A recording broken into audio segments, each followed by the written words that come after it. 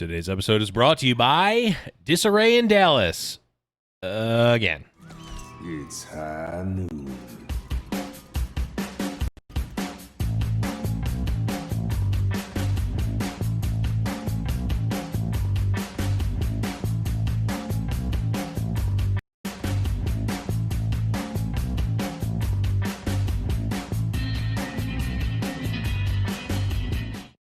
Hello, everyone, and welcome to High Noon Podcast, the competitive Overwatch podcast. I'm your host, The Blevins. With me, as always, is Deathblow. What's up, buddy?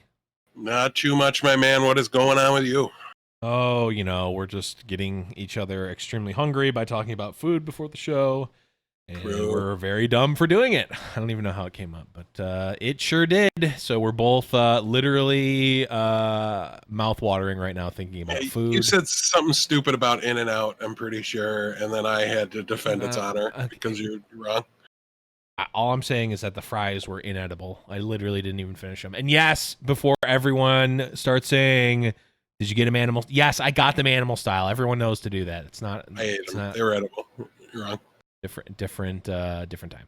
Okay. But besides that, we've got some tournament action to talk about, and for once, I mean, this is really a might be a human rights violation. Death. The players didn't get an additional week off after the tournament. How are we expecting them to play 2 weeks in a row after a tournament?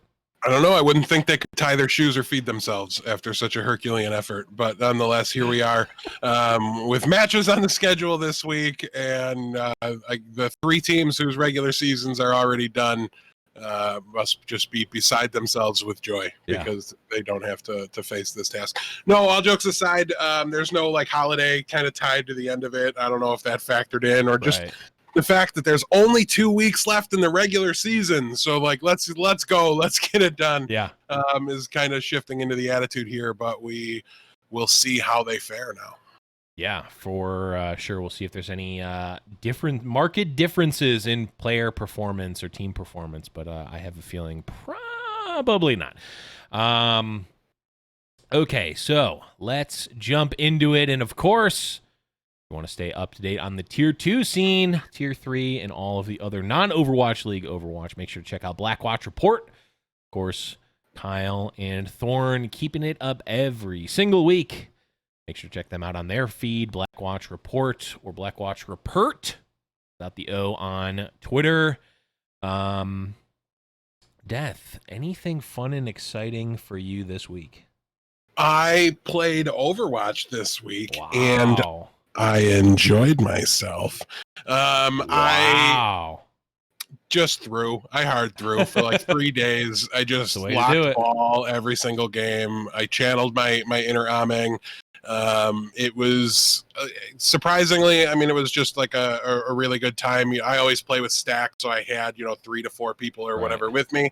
And that really does help, especially when you're playing a suboptimal hero or whatever, so that 3/4 of your team is okay with the fact of what you're picking and throw, so there's a lot less complaining about it. And somehow, even when I was awful, and I mean terrible, in the first day, it was all on stream. You can watch it. I didn't stream the better performances on ball, though I probably will this week a little bit.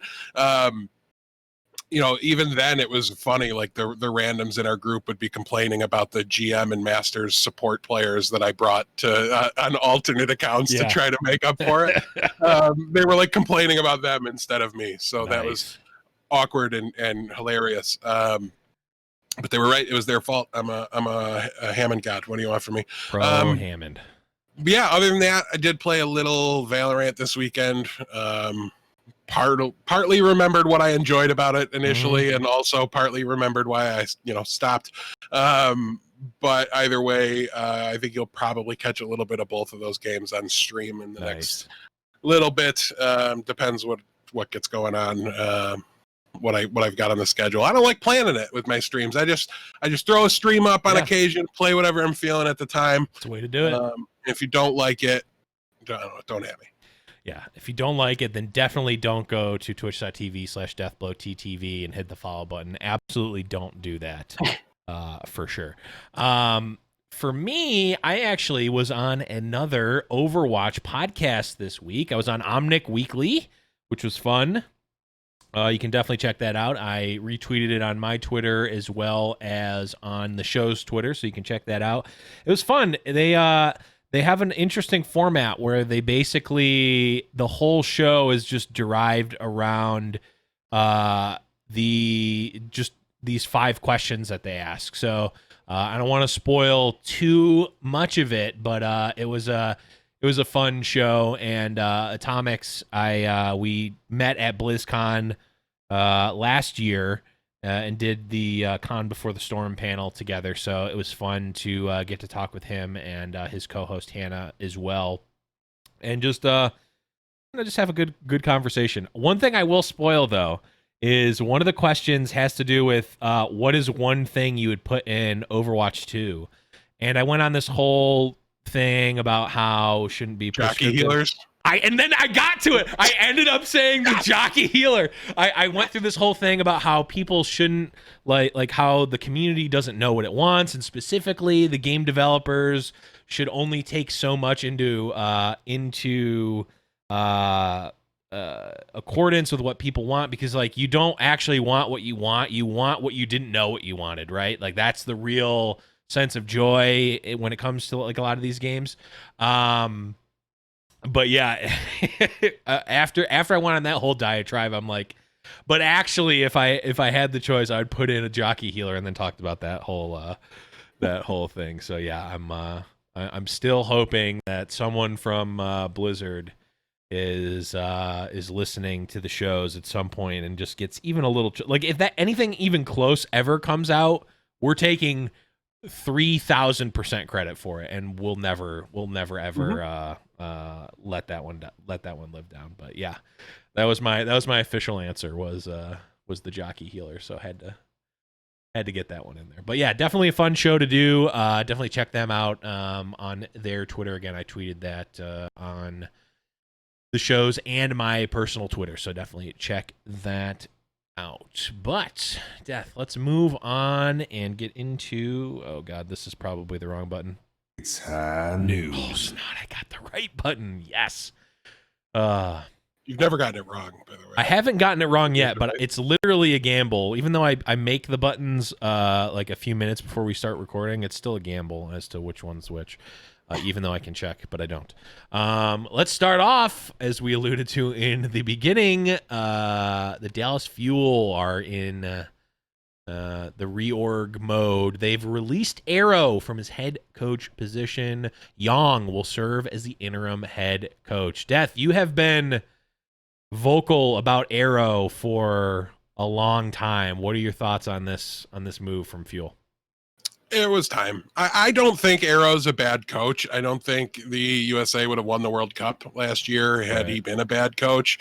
But I think Overwatch and Overwatch League has a stigma of uncertainty surrounding it. And that stigma of uncertainty makes it really hard to stand by somebody that is maybe just the wrong fit for your team, your roster, whatever it is. And I don't know that we have the level of transparency to really dig down deep and definitively answer the questions. Why can't they hold on to Korean All-Stars? Right. Why can't, what's really rotten in Dallas? But you can definitely and quickly and decisively remove the problem if you clear house. And that's kind of what I prepped everybody for last week when Hastro made his statements about how they were going to have sweeping changes. And I really have to think they weren't planning on letting Arrow go before the end of the regular season, though it's a fine time to do it. Now you get a quick look at how Yang performs in the role. It's kind of a audition or trial by fire kind of a situation, which is great for the team to get that look. And it's great for Yang to get that opportunity.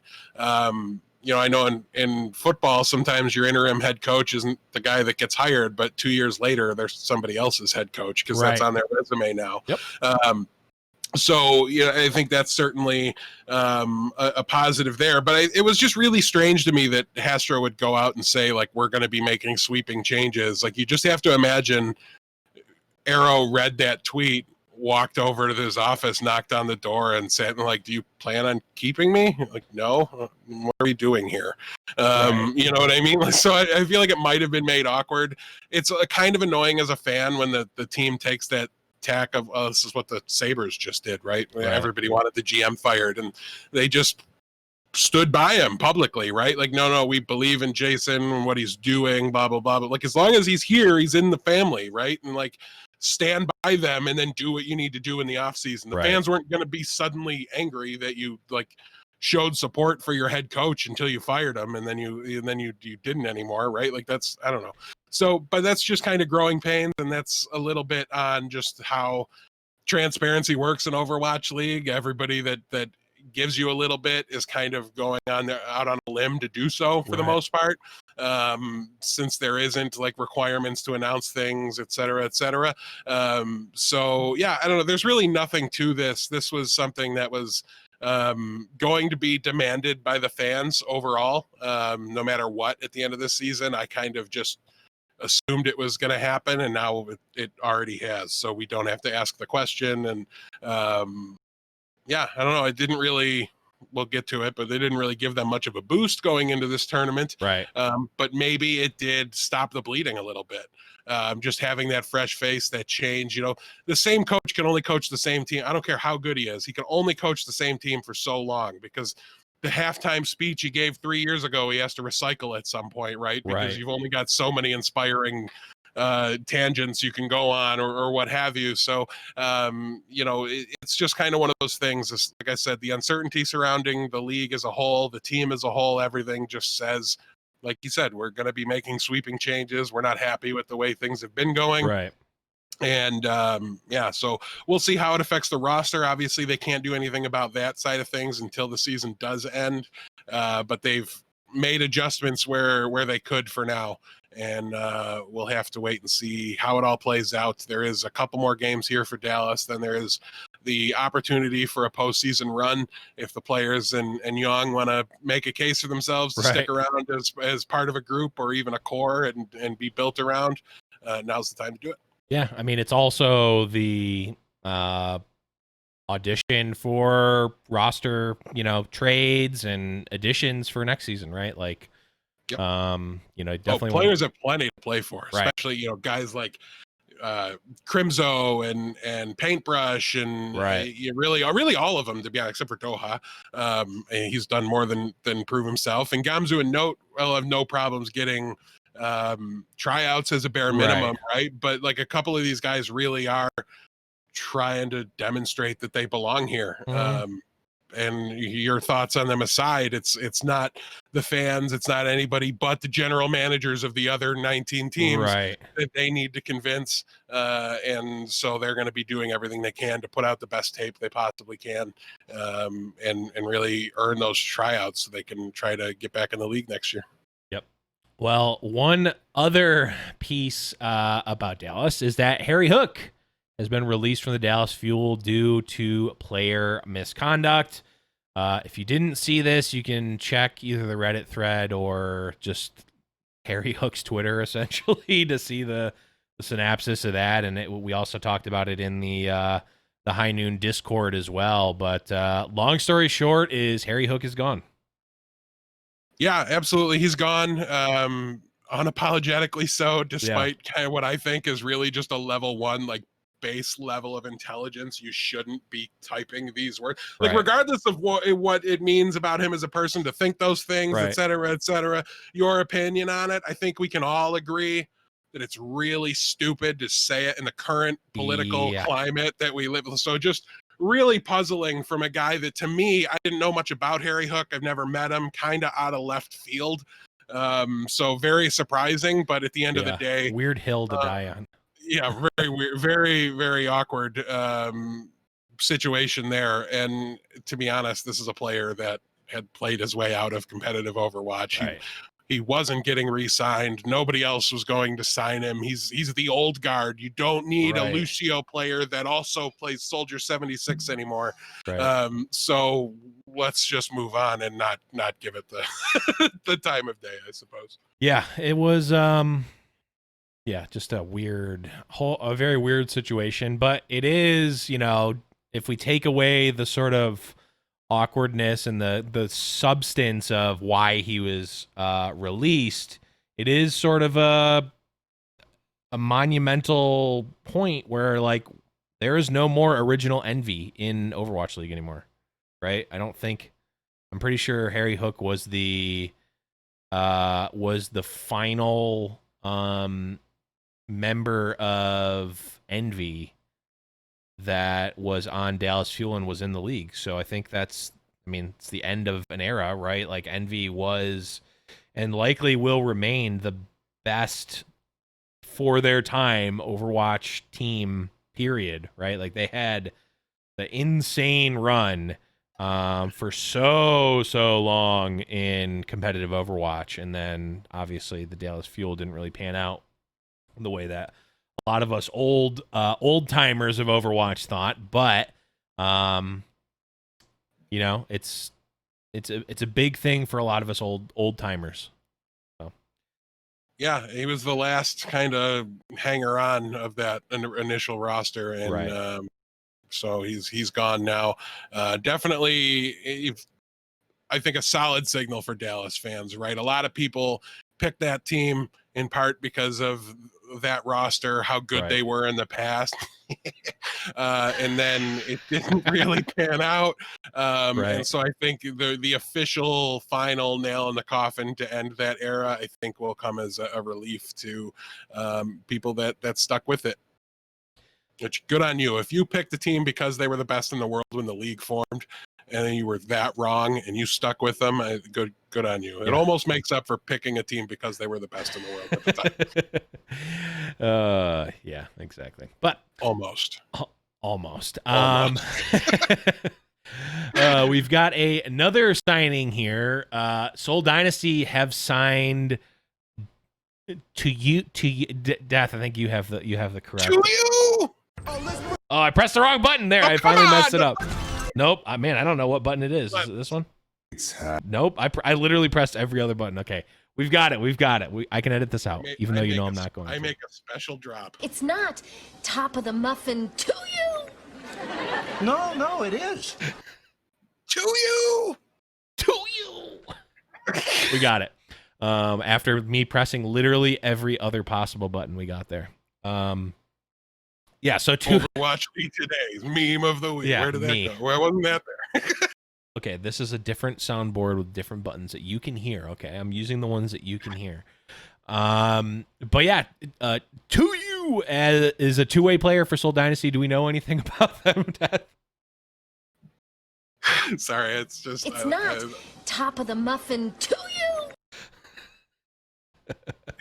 I will never say his name any other way, and I will always love that. Personally, I don't know a ton about To You. I believe he's kind of been in the org, if I had to guess, right? Like, even looking at his Wikipedia page, there's just question marks all over the place. Mm-hmm. Like, he's with Gen G Esports from April until now, so presumably he was like under contract with their tier 2 team, but not as a two-way player. So now he's also a two-way player. Right? Could be the old the flower strat where you just sign them to the org and like could have been just banking on them. But yeah, it even says like Gen A, which I don't. To me, that's like what is it? The A team for Gen G? I don't really. The team doesn't even have a Wikipedia page, so I can't get more Wikipedia page. I can't even get more information on them. But again, this is a two-way signing, so I'm just enjoying the fact that we're seeing some of these teams kind of reboot their academy rosters. Right. And yeah, I don't know a ton about him in particular, but he is an off-tank player for what that's worth. They don't typically play with an off-tank player, so who knows. But maybe it's because they didn't have one they wanted to play, and True. I don't know, that'll change. But this just kind of speaks to me as a signing somebody they're really, really seriously looking at and considering for next year / the future, even if it's longer than that. So you get him signed under this kind of contract. So you have like, this gives you like right of first refusal. People can't just come sign him off of your academy roster. And now he's actually on the roster, right? He counts to the 12-man. So it's more than that. They're now just officially under contract. And here, no idea what the length of the contract is. If it's the duration of this season, then it probably won't ever impact anything, but we'll just have to keep an eye out for it and watch it. But yeah, somebody that this is definitely, the Gen A is definitely something to do with Gen G, because the team logo is the same here, and like the past matches and things like that. So I don't know. Just to me, this is like a speculative future prospect signing. So we'll just, like I said, track it, follow it, see what happens. Yep. We will certainly see. Okay, last bit of news here, Death, is that we have the top 10 MVP candidates that have been announced for Overwatch League this year. And they are Eileen, Alarm, Carpe, Krong, Yaki, Violet, Fleta, Void, Exy, and Joy Bin. What are your thoughts, Death? This is terrible. Like I said on Twitter, I love this list, and I don't know what I'm going to complain about for the next year, like I did with last year's. Where's Sinatra on this list? Is there anybody, like, why isn't Super here? He was probably just as important this year as last year. No, I kid. I did have plenty of problems with the MVP list last year. This year, it looks a whole lot better to me. There's a couple small changes I'd make. There's always going to be those, when you make a list of the top 10 players, there's always going to be people that feel like player X or player Y has been snubbed and should have been included. 11 through 16 are always going to look like they should be top 10. You're never going to make everybody happy, but this is just a really solid, well-rounded list that feels to me like it represents all the important teams. I'd probably sub out XZ for Hanbin, because I think he was a factor for more of the season. But like, it's basically splitting hairs to me. It's funny, we haven't said anything on the show, might as well throw it out there, so we have to do it, right? We've been talking about and planning for actually doing our Owlies, like our Overwatch League Awards show at the end of the season. Just kind of planning for that break in between the end of the playoffs going into the grand finals. There's going to be like, I think 4 weeks there or something like that, while the players get to Korea, quarantine, get ready to play, and then before they actually sit down and face off against each other. So we'll probably do it around that time, and not one of these names wasn't already listed on my personal list. So some of them weren't in my 5-man MVP list or whatever, but at the end of the day, every single one of them was represented, at least in their support player of the year category, or whatever role-based category of the year. This is a really, really strong list. And if Choi Hyun-bin doesn't win, you're all blind. It would be interesting for Choi not to win, considering like the dominance of San Francisco and his role in that dominance. His role is the only unmovable, irreplaceable aspect and part of the roster, who never ever gets subbed out, constantly is like the Band-Aid. He's the glue that fills all the cracks, and anything that comes up. Oh, we don't have the strongest Genji player, we'll just go sign somebody and then end up playing Super and Rascal anyways, and then it'll work out perfectly because accretions come flying from Narnia to smack people in the face and stun them, so that Super only has to slash at people who are unconscious laying on the ground instead of dashing around and whip-shotting them backwards, et cetera, et cetera.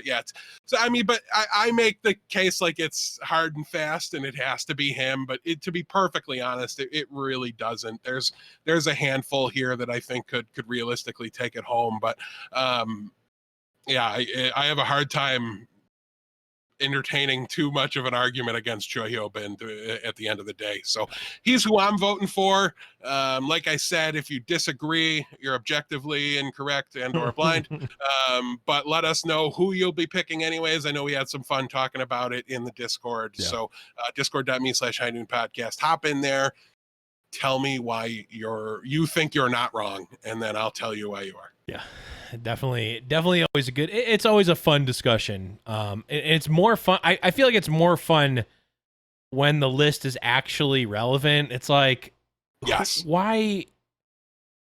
I'm pleasantly surprised that this year it isn't a joke, right? Because it was literally a joke last year. Last year I was fuming at this time during this episode because the runaway no-brainer choice, which was Choi at the time to me, wasn't even included as a nominee. Like, and had two other players from his team that were on that just were not even close to being the correct part-time players that would have gotten subbed out very regularly had the meta ever changed once throughout the season. But yeah, I mean, also I highly encourage everybody to take the stance I have about my choice and just like stick your feet in the ground, refuse to move.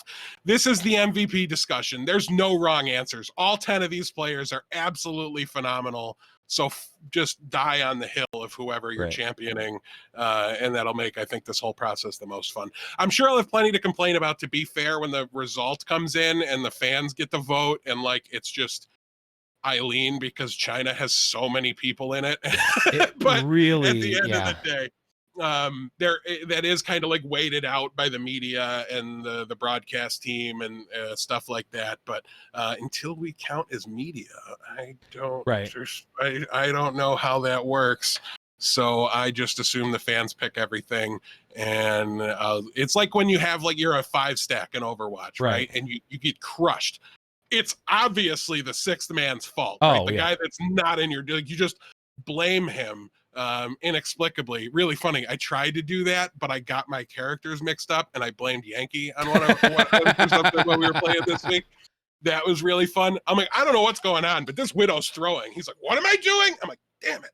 But yeah, no, that was fun. But yeah, so like we said, make sure you guys are voting on that and advertising it at the end of the day. It's a great way to create buzz about the league. And if they're gonna hold a vote, it might as well get as many responses as possible. So make sure you vote on that. Make sure you scream loudly from the rooftops about who you want to win, both in our Discord, in Twitter, and just at the grocery store. Like, just start chanting Choi, Ben, as you walk through the store. With your mask on, by the way. Until you get, with a mask on until you get kicked out. Yes, please do that. Or don't. One or the other. Let's move on here. Overall, like, I like it. I think it's... Who's your pick?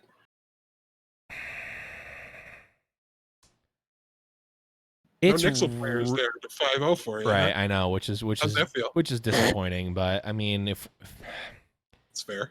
It is sadly fair. Like it would, I do as much as like my team this year doesn't really, it really shouldn't have a player on the list. It is nice that we like actually have a legit list, and I'm interested to see if people like this more, because like it's definitely better to have it like this, but also like people pick Sinatra because they like Sinatra, and like he was probably a good thing for the league, even though he wasn't like the greatest player in the world.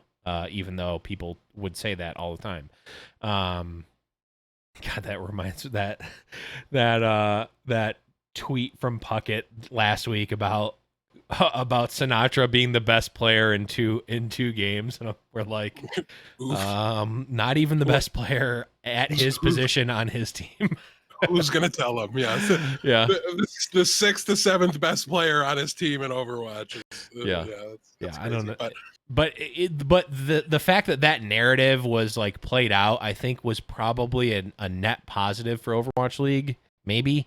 But I think you can really rest on your laurels with this list, and like they're all good. It's really hard to not pick Choi,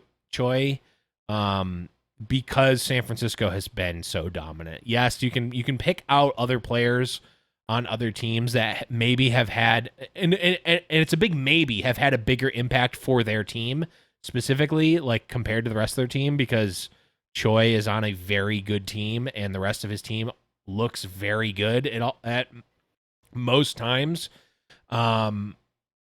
but like scoreboard at the end of the day, like it's really tough to look past that. So I would probably have to lean towards Choi as well, even though, I mean, Carpe's, how can you not consider Carpe at all times? It's just they're not as good of a team. So, yeah. But speaking of Philly not being as good of a team as San Francisco, let's move on and talk about the tournament. It's tournament talk.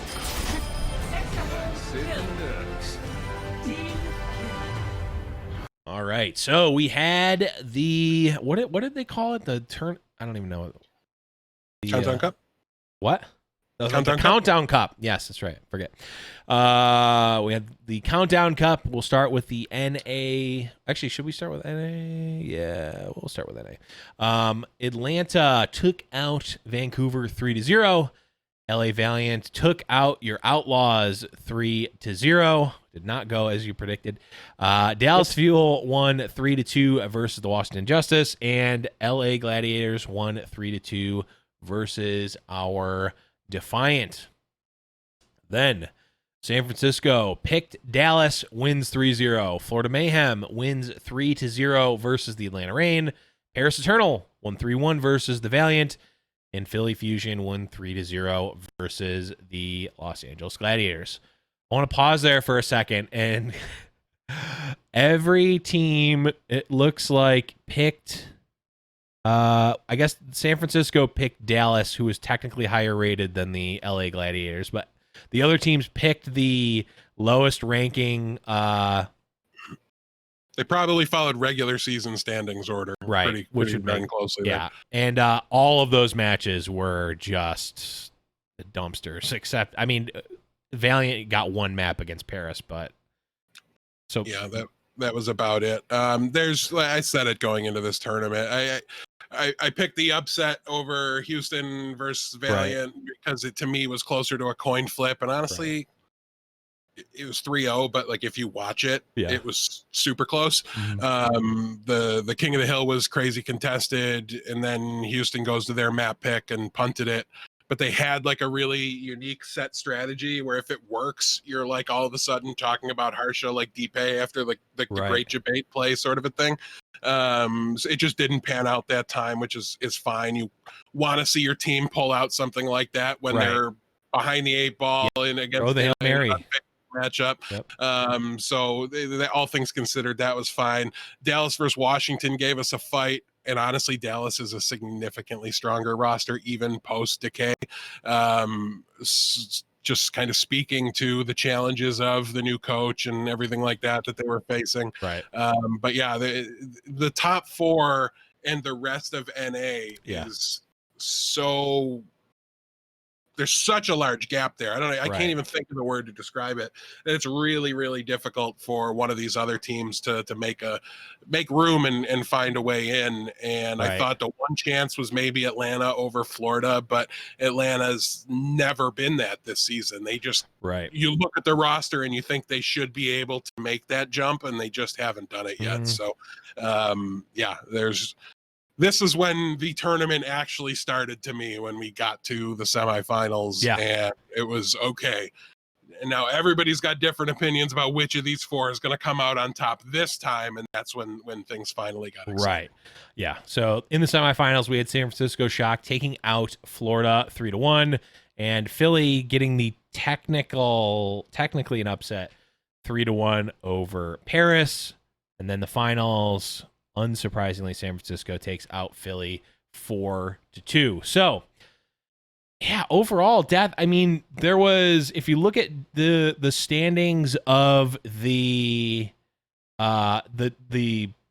seeding of the tournament, there was 2 upsets.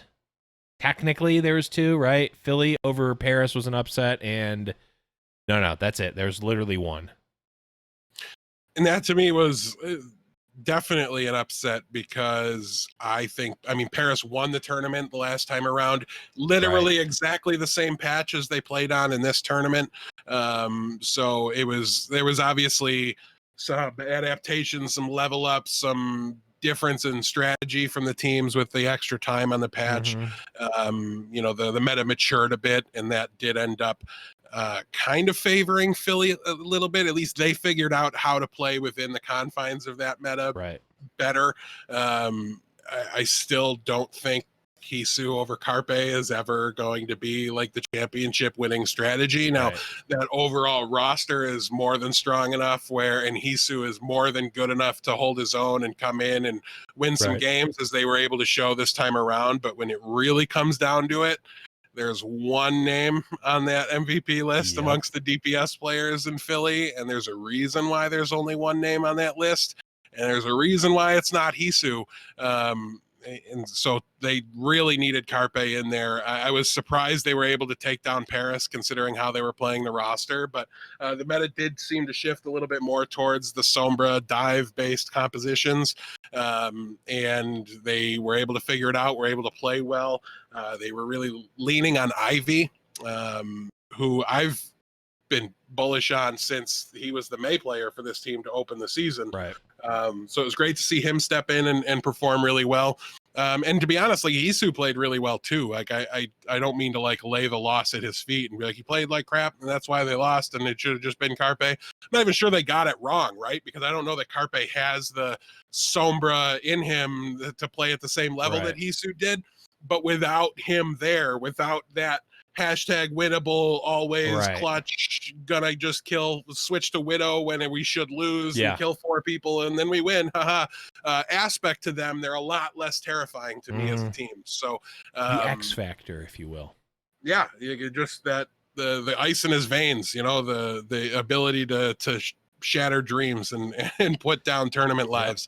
That's Carpe, not Hisu, and that's to me what Philly's going to need to happen in the regular season playoffs, to not have kind of a similar story here. To either, you know, they could easily have like a season 1 story to me, where they do kind of what they did in this tournament, make it to the finals, make it to the final 4 in Korea, and then fall a little bit short, or they hit a meta that works where they get to play their best players, and, you know, maybe Sato's on his best role, because he's still hit or miss to me, man. He there were some times where he's just jumps in and dies. Like, like, you know, he's 1 in 3 team fights. He's hydration when he's got to play Winston. And that was rough at times for them. And so if they can get into a situation where he's on Reinhardt and they've got Carpe on, you know, the McCree or the Ash or the Widowmaker, predominantly, at least most of the time, that's really where they want to be.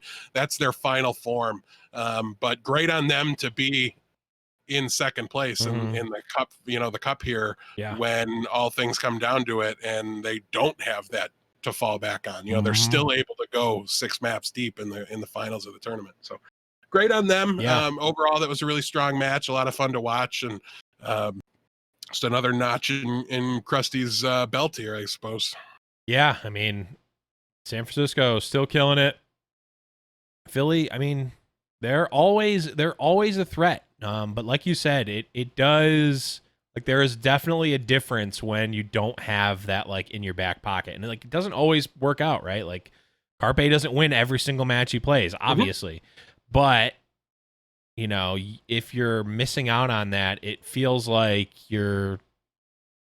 that type of play lends itself more to a tournament or playoff centric mode, because it's like, it's clutch time, right? Like, there's a reason it's called clutch like Kobe, or the Mamba mindset, right? Like, Kobe was that person. Like, the ball is in his hands at the end of the game, and that's how Carpe feels, where it's like, when the pressure is on and the game will be determined by the physical ability to outplay the other team, I want Carpe to be in the game. And if he's not in the game, he can't do that, obviously. And like you said, it's not that the other players on the team can't step up and aren't good. It's just like you're missing that, like, almost intangible. So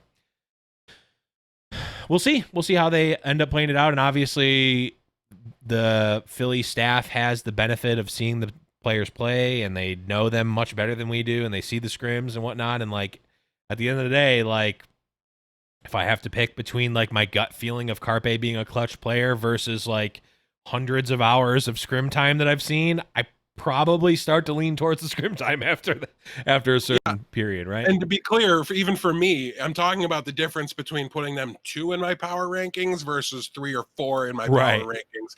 Not saying they become a bad team or blah, blah, blah, blah, blah. Like, they could have rolled out any of their guys. That's how well coached they are. That's how talented they are across the board. They probably could have thrown darts at a board to figure out which of their support players, which of their, tanks and DPS should be on the stage, and still made it to the semifinals of this tournament.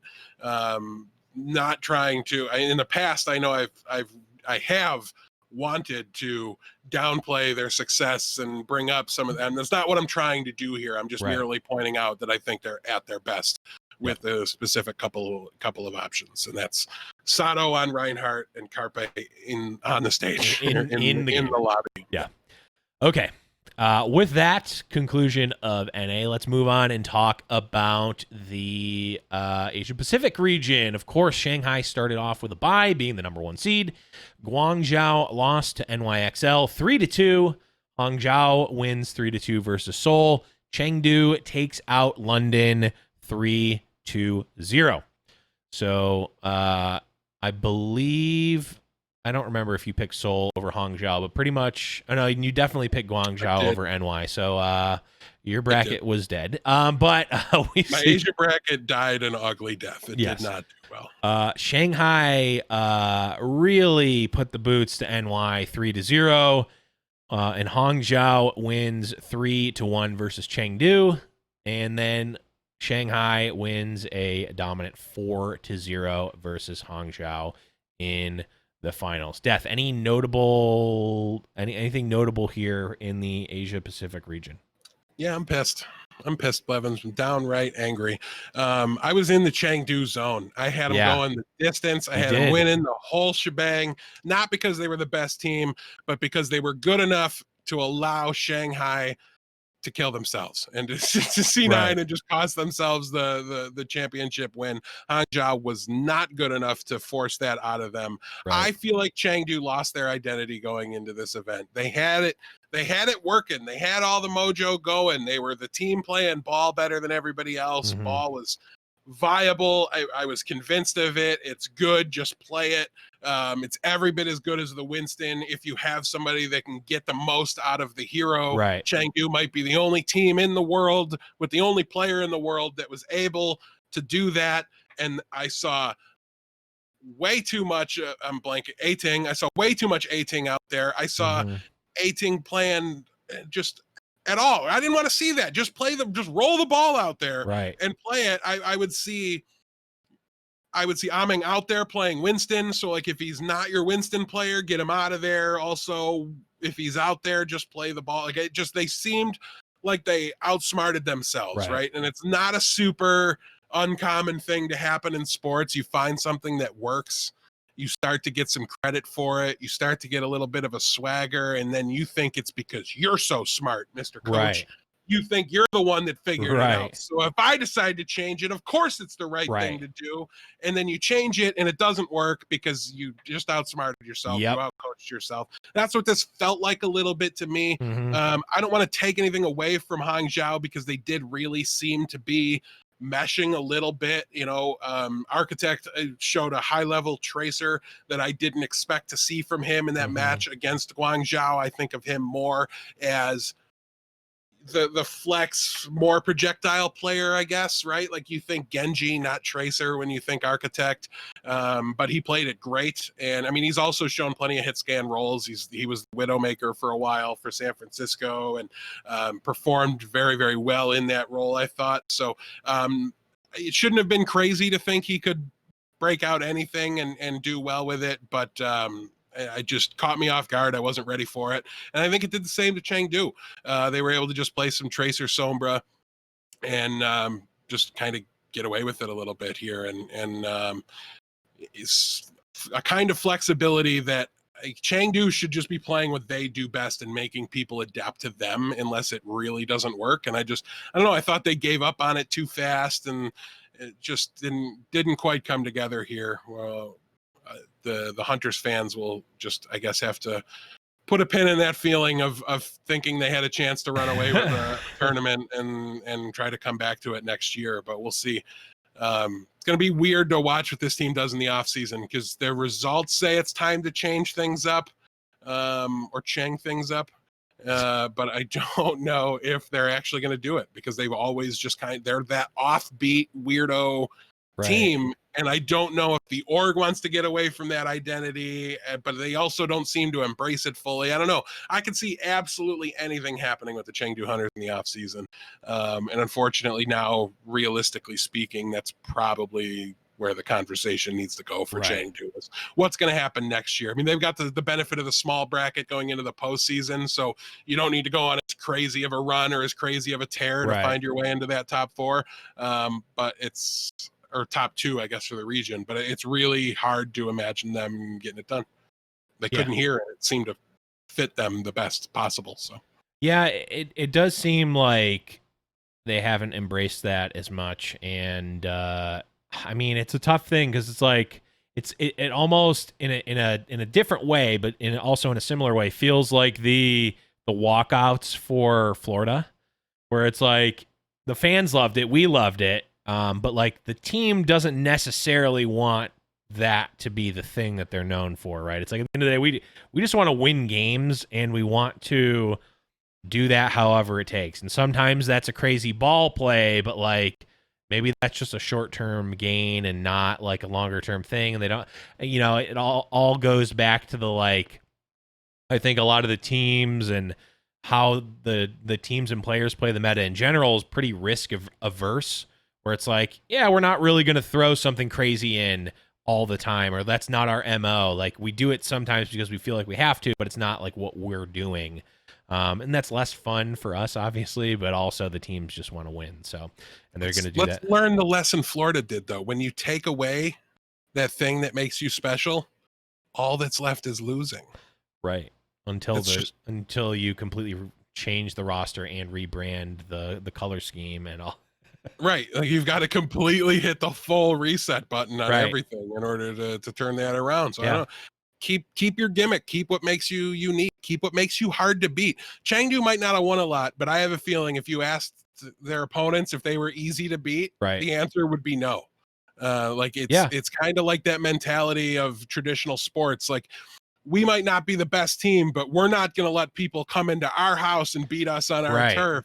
We're going to be a difficult out for these teams. That's how you change that mentality, that culture. That's how you swing it around. You get that sense of pride here in our house, whatever it is, or in this situation on our comp, you change to us. We don't change for you. Right. We pressure you with something you can't practice and force you to figure it out. If you can, fine. If you can't, we're going to upset you and we're going to get the win today.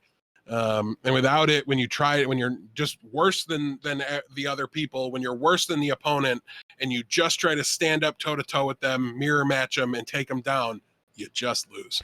Right. I mean, it reminds me of, if anyone follows college basketball, Syracuse has had the same coach for decades now, I think, at least, Jim Boeheim, and they always... I know that name. Yes. See, so even someone, if anyone who's even remotely aware of college basketball and hears the name Jim Boeheim, they think Syracuse and they think 2-3 zone defense, which you don't need to know anything about for in basketball, but it is a specific style of play. Think of it as a different comp, right? Where like if you are a player that is going to the University of Syracuse or Syracuse University for basketball, you will be playing effectively this comp, which is sometimes used. It's not like a completely off-kilter thing, but it's used more strategically than it would be like switching to dive on a certain map, right? Or like if a certain Gibraltar, you want the high ground, you got to play Winston. Exactly. It would be like that, but for that's how it's normally used. For them, it is we main dive and we play dive no matter what. And you can't we will play dive better than everyone else. So if Now the meta doesn't change like that in basketball, but if you are going into that, you're playing that, and they play it very well, and they play it even like they play little wrinkles differently. So like you're not even used to playing against that level of their 2-3 zone because they play it. That's all they play, right? And like if you can beat that, like okay, you're better off, but you need to be ready for that. And I think like Syracuse goes in and out, and maybe it has nothing to do. Maybe it's a complete non-factor, the defense they play, but they play it, and sometimes they're a great team. You know, they've had championships in the last 20 years. I don't know when the last time they had a championship was. I feel like when Carmelo Anthony played, which was probably like 15 I feel like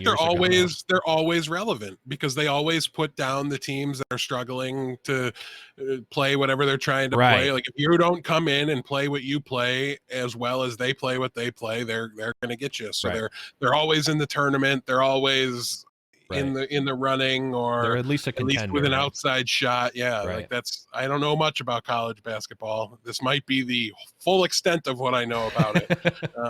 But that's what I've got. Yeah. So I think it is a legitimate, not only strategy, but just like philosophy and like mentality going into any sport, an esport included. And I mean, I get it. It's tough to do that because it's, I would imagine if you're a coach, even if you're a player, if you're a member of the org that is not the owner, like you're placing a pretty lofty bet on your job, right? Like if it doesn't work, whether it's because of that or not, like it's going to be talked about as that's the reason, right? So I can see being risk averse, but you know, I want to see it. Unless you're Jim Boeheim, then you never get fired. Exactly. Okay, let's move on and talk about next week. And I don't know if this is the right button. Nope. It's not. Nope. Went through and I pressed every wrong button again, but we got there. Yep. We will start with the hero pool for the last 2 weeks of the regular season. Genji, Tracer, Zarya, Brigitte gone. What do you think, Death? Damn it. Presumably we're moving into a patch where Genji is suddenly bad. I don't mean suboptimal. I mean problematic. They're not going to touch Genji anymore, so they might as well not be banning that. Now they're taking away Tracer. They're taking away Zarya. These are key elements in what's left of Dive. If Dive was going to be played and going to be fun, these were what was going to be there. That said, Brig is something that really challenges Dive. So you don't have that either. But yeah, we've seen so much of the Winston Zarya tank combo that it's hard to imagine. Diva's in a rough spot right now in the metagame, not seeing a lot of play, not thought to be very strong. I don't anticipate teams to go there and try to make that work. So we're looking at Orisa, we're looking at Sigma on the DPS side of things. Without Genji, we're probably falling back to May. And we're probably playing Reaper with no Brig, because then you're going to bring in the Lucio instead of the Brig. Now you've got the Speed Burst to play those kind of brawly rush comps with the double shield. And we're rewinding like a month ago to that meta that we were sick of and we wanted to get rid of. So here we are. It's back. It's back. And we're also staring at an experimental card patch that tells us those tanks are probably not going to be great next meta, which, hallelujah, I'm all in on that. I'm fine with it. But like, I don't know. It's just going to be a weird couple weeks, but I guess that's just the nature of like, here's some spare games we just need to play after the last tournament. It might as well be experimental, right? So I think it'll, that everyone makes, by the way. Right. It'll put a decent capper on the season of Double Shield that was all about Double Shield almost the entire time, and it'll just kind of bring us back to it and let the standings rest on here's what everybody looked like in the Double Shield meta, but it might not lead to the most dynamic and different play styles that I think would have been a really cool, fun break. I'm not sure exactly how you do that, and to be honest, assuming the patch does hit with the experimental card patch I'm talking about in time for the playoffs. I guess it's whatever, but and I'm not even mad that they like nerfed Genji out, because it's what I want them to do. I wanted them to do fast meta warping, play style changing patches like that. I want hero pulls, but I want them to, I want them to, if we're not going to have them, I want them to do that kind of artificially through the balance, or I don't know which one's artificial, hero pulls, maybe artificial, whatever, organically handle that through patches. Right.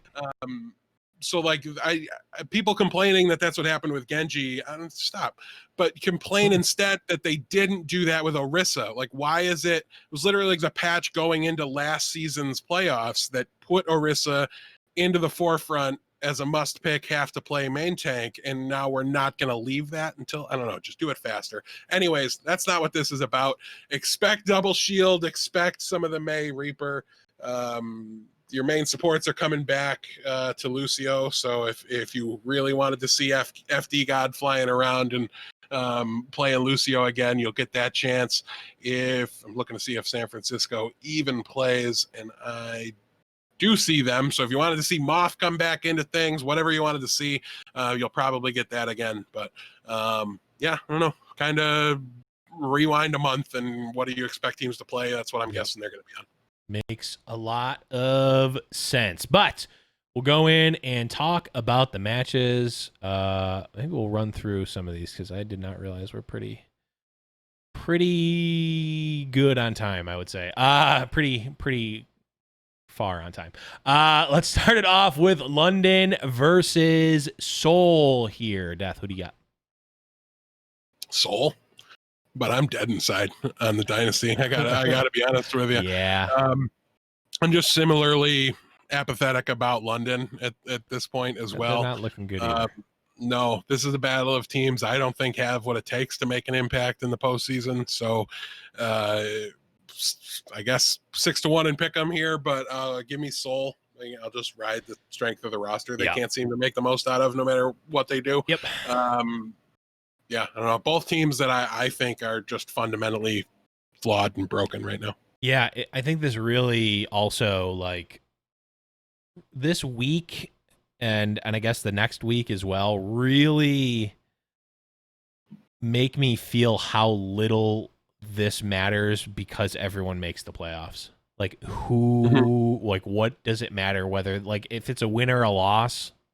These 2 weeks could have been super hype.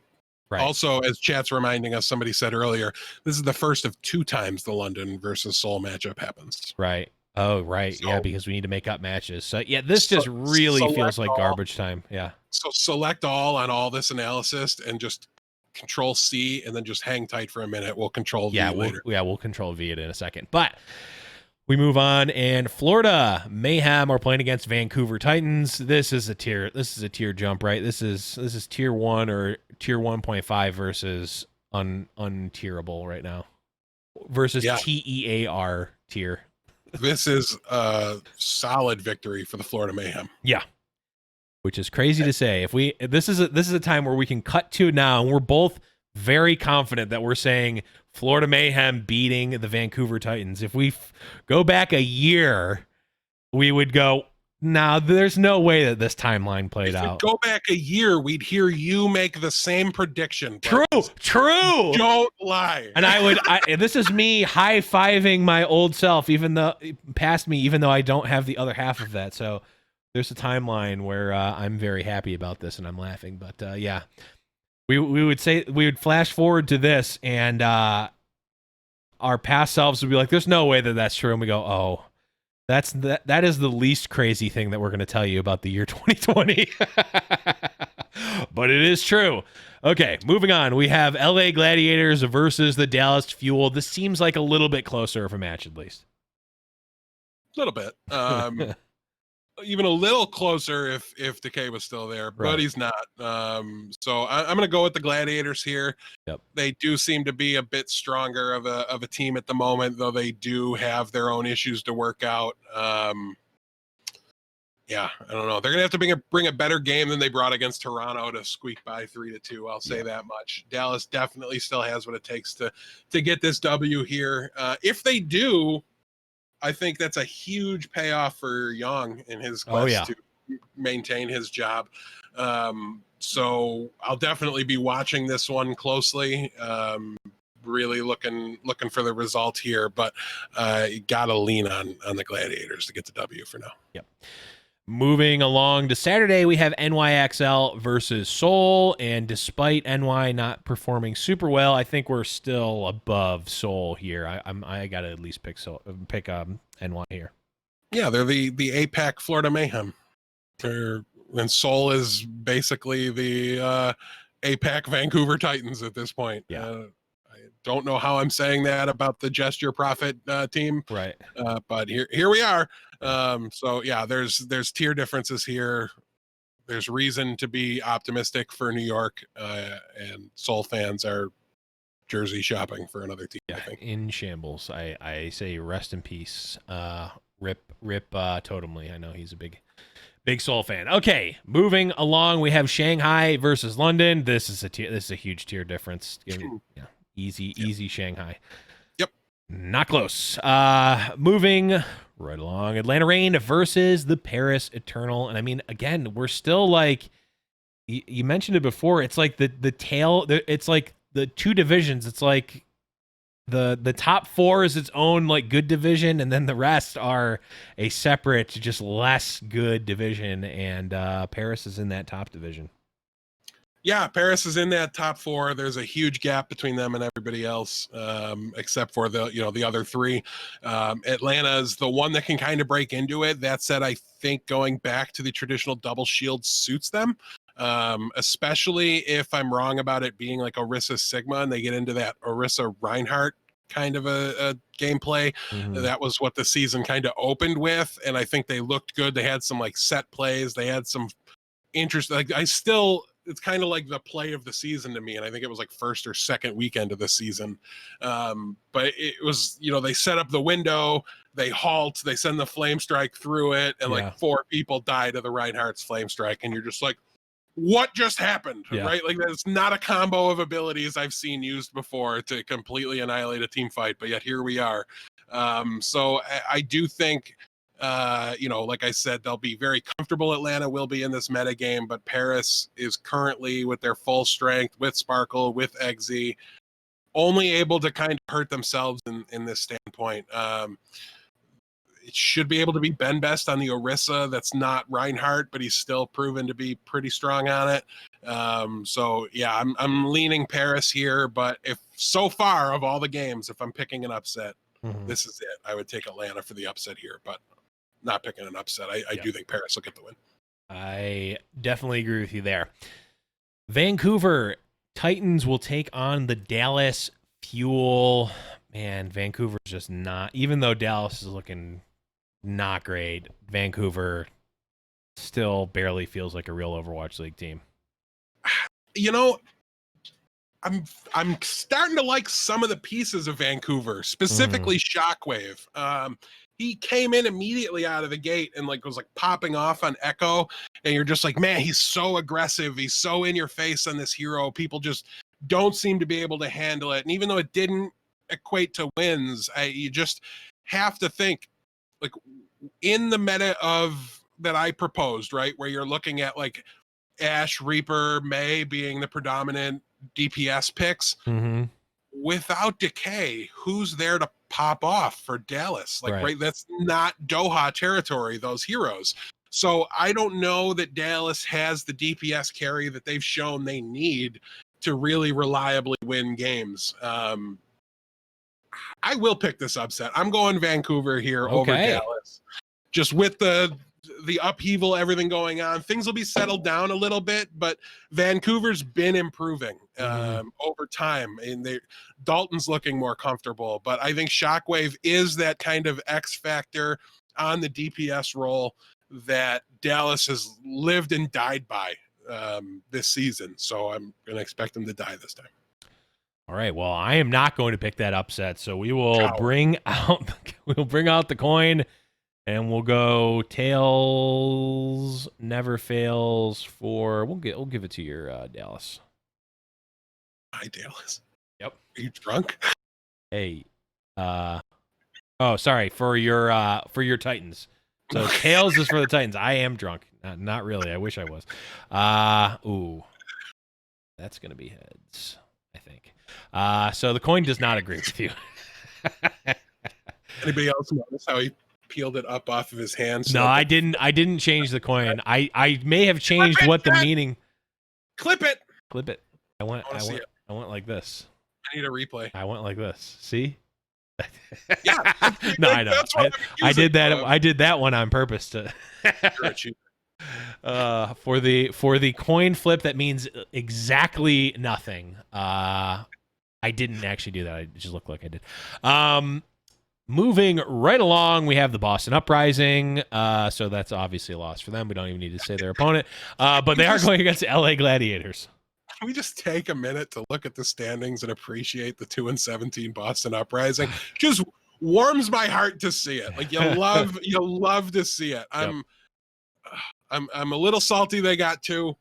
Not even because Houston was one of them, because that match was so epically bad that it was just might have been the most fun I've had watching a match, right? Like even though the ending broke my heart a little bit, like that was a tire fire. Like didn't they go to like map 7? Yes. In a 1st to 3? Like it yes. was just insane. It was insane. That is the high point of their season. Just tickles me to no end. Yeah.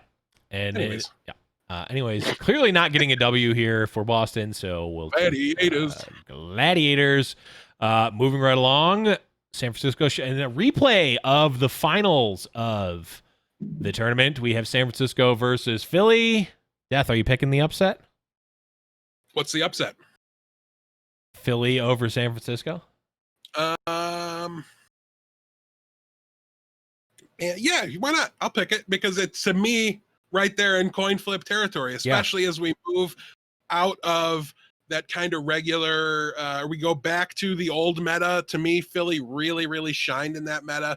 If May's there, they're ready to go. It's Ivy in, it's Carpe back in on the Reaper, even though that's not really a spot where he can shine. Like I said, I'm just more comfortable with him on the stage when he's able to make that last second swap to Widowmaker that doesn't make sense, but it doesn't need to if he just clicks 4 heads in a row. And, I really think that does become much closer to a coin flip. I didn't like them in this past meta because of the specific meta. And if we're leaving that, going back to the past where they were so dominant, then yeah, I'll pick this upset here. It's way closer than I think the pick rate would be in like a pick'em league or something. So yeah, I'll take it. All right. I'll take Philly. I'm, as much as I want it to be an upset, I'm not picking it. So we'll go tails, never fails for Philly. I'll keep it in vision of the camera here.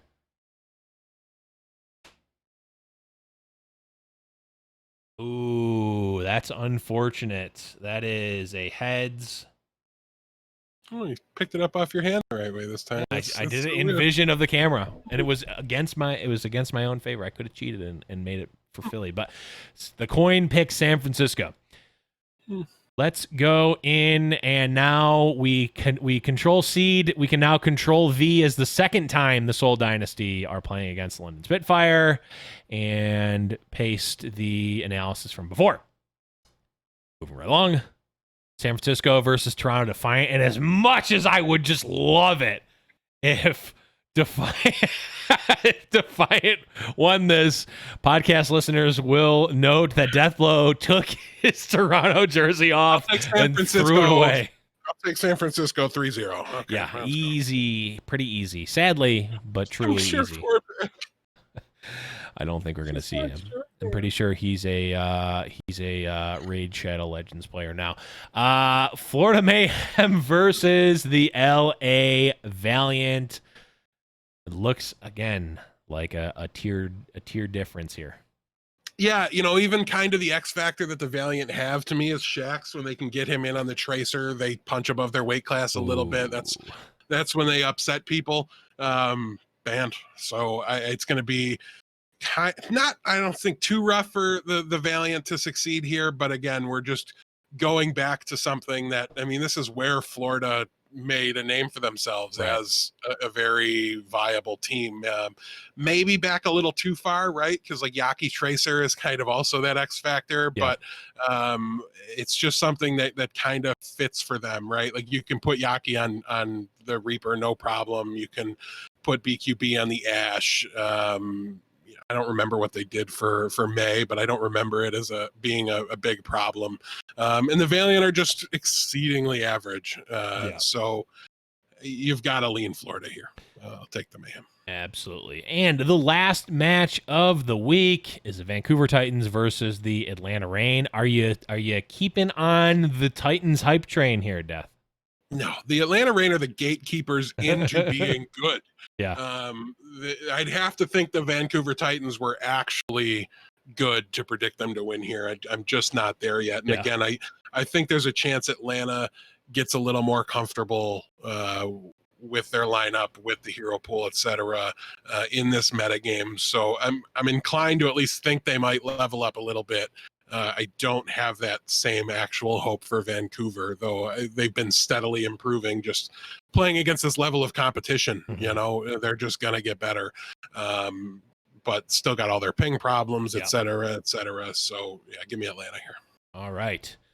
That is going to be the week, Death, and that is the episode. Anything else before we get going here? No, got nothing. All right. Well, thank you everyone for listening. Really do appreciate it. Of course, you can find the show everywhere on the internet. High Noon Podcast, highnoonpodcast.com, patreon.com/highnoonpodcast, Twitter, we're High Noon Podcast. The best place to find everything, including us, is at discord.me/High Noon Podcast. And of course, we've got a great community there. All the news and whatnot going on in the league is always posted. Sometimes before it actually happens. But with that, we will say goodbye for today. For Deathblow, I'm Blevins. And remember, it's High Noon.